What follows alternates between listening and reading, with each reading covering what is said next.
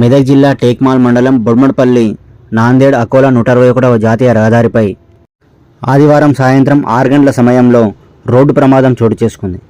మహిళను Swift car ఢీకొనడంతో మహిళ అక్కడికక్కడే ప్రాణాలు కోల్పోయింది. మృతురాలు టేక్మాల్ మండలం కడిలబాయి తాండాకు చెందిన లడికిబాయిగా స్థానికులు గుర్తించారు. స్థానికుల సమాచారంతో ఘటనా స్థలానికి చేరుకున్న పోలీసులు కేసు నమోదు చేసుకుని దర్యాప్తు చేస్తుండగా మృతురాలి బంధువులు ఘటనా స్థలం వద్ద విలపిస్తున్నారు. మృతురాలి మృతికి కారణమైన కార్ డ్రైవర్ టేక్మాల్ పోలీస్ స్టేషన్లో లొంగిపోయాడు. మృతదేహాన్ని పోస్టుమార్టం నిమిత్తం అంబులెన్స్లో ప్రభుత్వ ఆసుపత్రికి తరలించారు.